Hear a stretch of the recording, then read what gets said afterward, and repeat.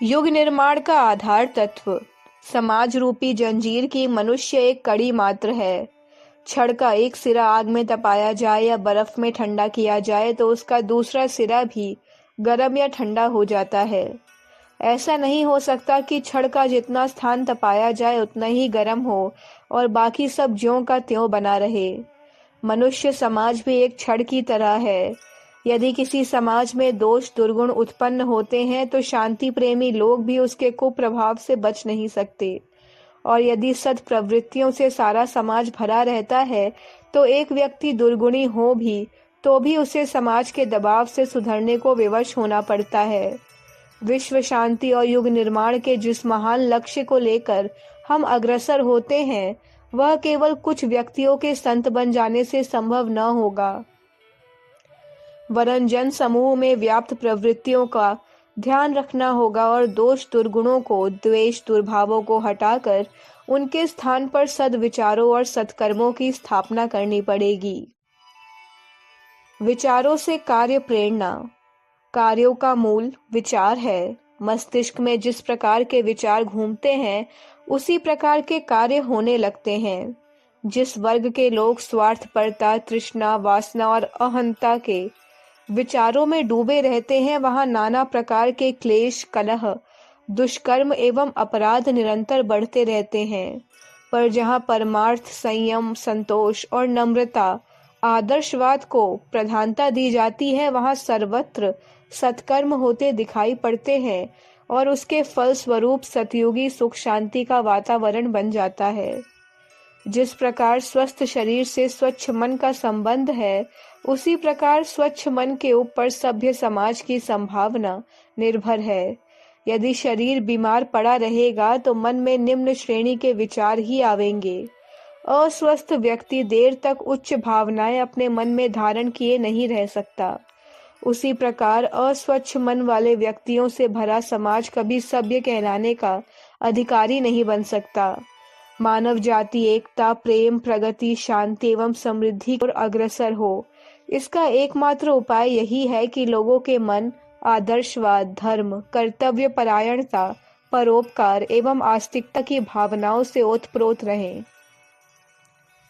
इस दिशा में यदि हमारे कदम उठते रहेंगे तो उन्नति के लिए जिन योग्यताओं एवं क्षमता की आवश्यकता है वे सब कुछ ही समय में अनायास प्राप्त हो जाएंगी। पर यदि दुर्गुणी लोग बहुत चतुर और साधन संपन्न बने तो भी उस चतुरता और क्षमता के दुरुपयोग होने पर विपत्ति ही बढ़ेगी।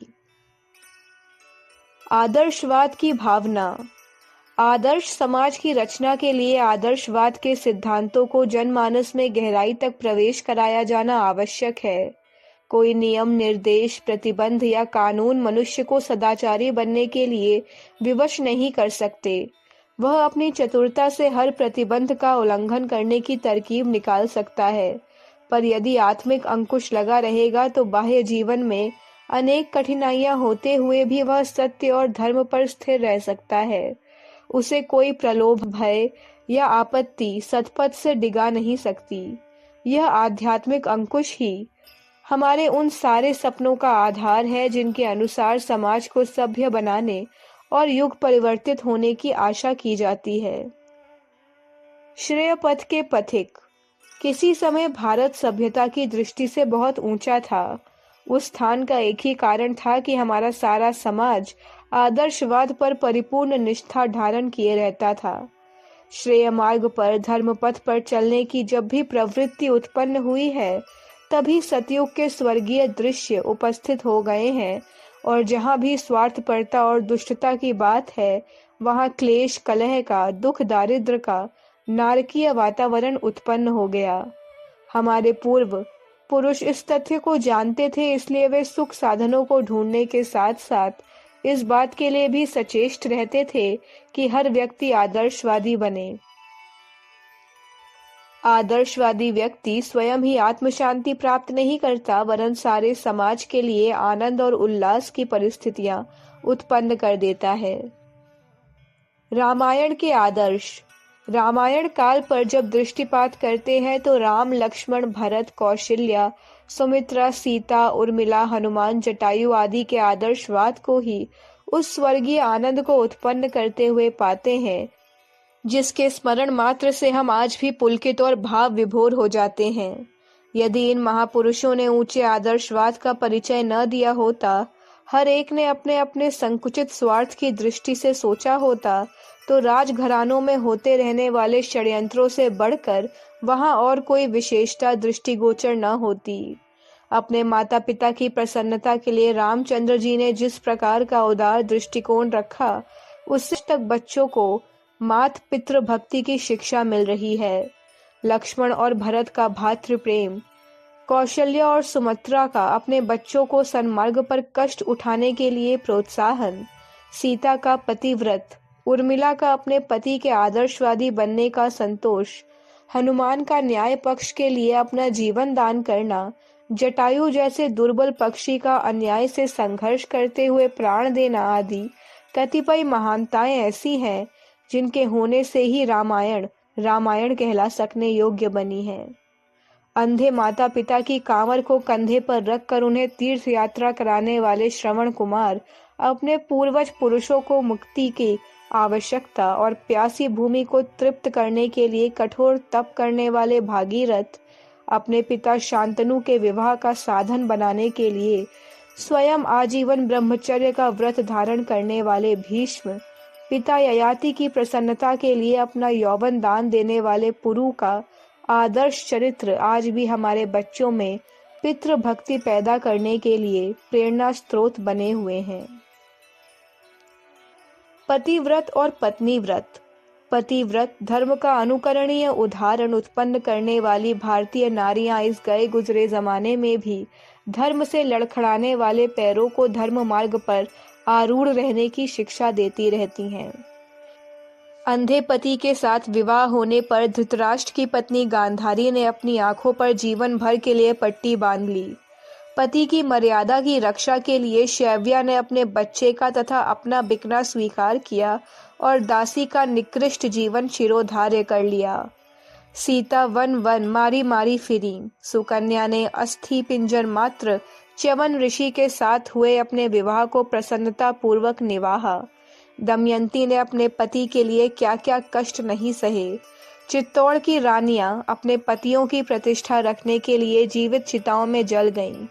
चूड़ावत की पत्नी हाडी रानी ने अपने पति को वासनाग्रस्त होकर रणक्षेत्र में जाने से इनकार करने पर अपना सर काट कर ही उसके सामने रख दिया और उसके यश पर आंच आने देना स्वीकार न किया। पतियों ने भी पत्नी व्रत को नारी के पतिव्रत से कम महत्व नहीं दिया। यज्ञ के समय पत्नी की आवश्यकता अनुभव होते हुए भी राम एक पत्नी के रहते दूसरी से विवाह करने को किसी भी प्रकार तैयार न हुए।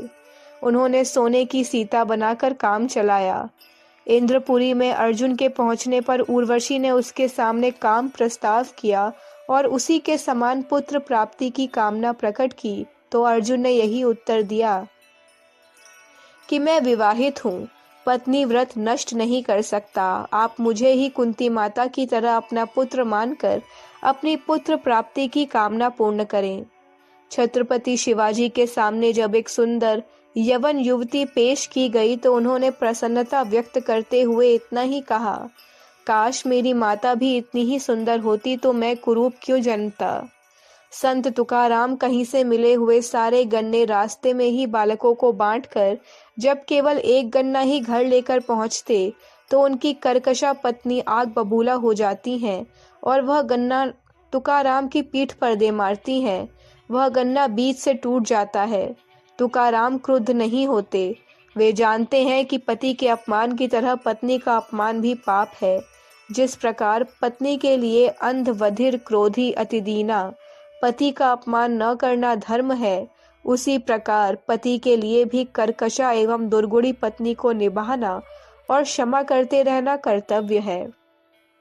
तुकाराम इस अपमान को क्षमा कर देते हैं और हंसते हुए केवल इतना ही कहते हैं, देवी गन्ना एक था और खाने वाले हम दो, तुमने पीठ पर मारकर इसका ठीक बंटवारा कर दिया। लो, एक तुम खाओ, एक मैं खाता हूँ। गुरुजनों का प्रत्युपकार। गुरु भक्ति का आदर्श उपस्थित करते हुए विश्वामित्र की प्रसन्नता के लिए राजा हरिश्चंद्र अपना राजपाट ही उन्हें नहीं दे देते, वरन अपना शरीर और स्त्री बच्चे बेचकर उनकी दक्षिणा भी चुकाते हैं। दलीप गुरु की गौ पर सिंह द्वारा आक्रमण होने पर अपना शरीर देकर भी गुरुधन की रक्षा करते हैं। मिट्टी की प्रतिमा बनाकर द्रोणाचार्य को गुरु बनाने वाले एकलव्य के सामने जब साक्षात द्रोणाचार्य उपस्थित होते हैं और वे गुरु दक्षिणा में दाहिने हाथ का अंगूठा मांगते हैं तो एकलव्य खुशी खुशी अंगूठा काट कर उनके सामने रख देता है।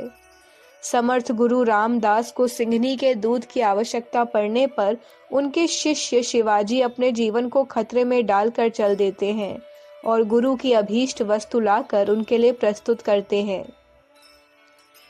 गुरु के खेत में पानी रोकने में असमर्थ हो जाने पर बालक आरुणि का स्वयं ही लेटकर पानी रोकना यह बताता है कि गुरु ऋण से उऋण होने के लिए शिष्यों में कितनी निष्ठा रहती थी और वे कृतज्ञता की भावनाओं से प्रेरित होकर प्रत्युपकार के लिए क्या क्या करने को तैयार नहीं रहते थे। मित्रता का मूल्य। मित्रता का मूल्य चुकाने में सच्चे मित्रों को पीछे नहीं रहना चाहिए और समय पड़ने पर बड़ी से बड़ी बाजी लगा देनी चाहिए। इसका उदाहरण हम कृष्ण सुदामा और कृष्ण अर्जुन के प्रसंगों में भली प्रकार देख सकते हैं। युधिष्ठिर जब स्वर्ग जाने लगे हैं और उनके सेवक कुत्ते को वहां प्रवेश मिलता नहीं दिखा है तो उन्होंने भी स्वयं जाने से इनकार कर दिया। वे तभी देवलोक गए जब उनके प्रिय सेवक कुत्ते को भी साथ ले चलने की अनुमति मिल गई। यह हुआ स्वामी का सेवक के प्रति कर्तव्य। स्वामी के प्रति सेवक का क्या कर्तव्य होता है इसे संयम राय ने जाना था। पृथ्वीराज युद्ध के मैदान में घायल पड़े हैं, गिद्ध उनका मांस नोच नोच कर खा रहे हैं, आंखें निकालने ही वाले हैं कि पास में घायल पड़ा सेवक संयम राय होश में आते ही यह दृश्य देखकर व्यथित हो जाता है। स्वामी की रक्षा करने के लिए उठ सकने में असमर्थ होने पर वह दूसरा उपाय सोचता है। पास में पड़ी तलवार से अपना मांस काट काट कर गिद्धों के सामने फेंकना शुरू करता है। गिद्ध पृथ्वीराज को छोड़कर उस फेंके मांस को खाने लग जाते हैं। इतने में रक्षक दल आ पहुंचता है और पृथ्वीराज की जान बच जाती है। उदयपुर का शासक बनवीर जब असली उत्तराधिकारी राजकुमार को अपने रास्ते से हटाने के लिए उसका कत्ल करने पहुंचता है तो पन्नाधाय उसके सामने अपना लड़का पेश कर देती है और अपने स्वामी के बालक को बचा लेती है। सेवक और स्वामी के बीच में क्या संबंध होना चाहिए, इसका अनुकरणीय उदाहरण हमें इन घटनाओं में उपलब्ध होता है। मोहम्मद घोरी ने जब पृथ्वीराज को कैद कर लिया तो उनके सेवक चंदवरदाई ने यह उचित समझा कि अपने स्वामी का मृत्यु के समय तक साथ दिया जाए। उसने समय आने पर अपने प्राणों की परवाह न करते हुए यह कर्तव्य किस प्रकार निभाया, इसे इतिहास के विद्यार्थी भली प्रकार जानते हैं। त्याग और बलिदान।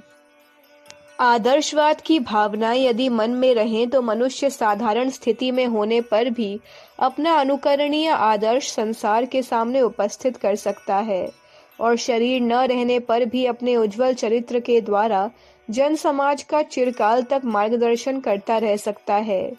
बाजीश्रवा ने अपना सर्वस्व धन धान्य यहाँ तक कि पुत्र नचिकेता को भी राष्ट्र की आवश्यकता के लिए यमाचार्य को दान कर दिया था। हर्षवर्धन और अशोक ने अपना विशाल साम्राज्य तथा अपार धन का विपुल भंडार धर्म प्रसार के लिए संकल्प कर दिया था। भामाशाह ने अपनी सारी दौलत राणा प्रताप के चरणों पर अर्पित करके उन्हें स्वाधीनता संग्राम जारी रखने की प्रेरणा दी थी। सुभाष चंद्र बोस को आजाद हिंद फौज के संचालन के लिए रंगून के भारतीयों ने अपनी करोड़ों रुपयों की संपदा देकर गर्व और संतोष अनुभव किया था। सेठ जमनालाल बजाज ने गांधी जी को स्वतंत्रता संग्राम चलाने के लिए अपना सर्वस्व उनके चरणों पर अर्पित कर दिया। शिवाजी, राणा प्रताप, बंदा बैरागी, गुरु गोविंद सिंह, हकीकत राय आदि वीरों ने धर्म की रक्षा के लिए क्या क्या कष्ट नहीं उठाए। राजा जनक हल जोत कर अपने गुजारे के लिए अनाज उत्पन्न करते थे और राज्य कोष की एक पाई भी अपने काम में नहीं लगाते थे। अहिल्याबाई ने अपनी सारी आमदनी तीर्थों और देवालयों के निर्माण और जीर्णोद्धार में लगा रखी थी। कर्ण की दानवीरता प्रसिद्ध है। वे जो कुछ प्राप्त करते थे वह सारे का सारा सत्कार्यों की सहायता के लिए उसी दिन दान कर देते थे। इतने बड़े साम्राज्य का मंत्री होते हुए भी चाणक्य ने अपने निजी जीवन को त्यागमय ही बनाए रखा। वे फूस की कुटिया में लंगोटी लगा कर रहते थे और अपनी योग्यता का लाभ अपने आप को नहीं वरन सारे समाज को देने में संतोष अनुभव करते थे। महापुरुषों की परंपरा। धार्मिकता की अभिवृद्धि के लिए कितने ही सत्पुरुषों ने अपने जीवन अर्पण किए हैं। दधीची ने अपनी हड्डियों तक देवत्व की रक्षा करने के लिए दान कर दी। राजा शिवी ने शरणागत कबूतर की रक्षा के लिए उसके बराबर अपना मांस काट कर दे दिया। बुद्ध, महावीर, गांधी, दयानंद, शंकराचार्य, नानक, कबीर, तुकाराम, रामदास, विवेकानंद आदि ने धर्म प्रवृत्तियों को बढ़ाने के लिए अपना सारा जीवन ही लगा दिया और वे अनेक कठिनाइयां सहते हुए भी जनसेवा के कार्य में संलग्न रहे। सत्प्रवृत्तियां जब भी किसी मनुष्य के मन में जाग पड़ती हैं तो वह पिछले बुरे जीवन का परित्याग करके उच्च कोटि का महापुरुष बन जाता है। तुलसीदास की मोह वासना प्रसिद्ध है। वे रात में मुर्दे पर बैठकर नदी को पार करके और पनाले पर लटकते हुए सांप को पकड़कर स्त्री के पास पहुंचे थे। सूरदास का वेश्यागामी जीवन प्रसिद्ध है, जिससे क्षुब्ध होकर उसने अपनी आंखें फोड़ी थी। अम्बपाली सारे यौवन काल में वेश्यावृत्ति करती रही। वाल्मीकि का बहुत बड़ा जीवन भाग डाकू का कार्य करते हुए बीता। अजामिल कसाई था।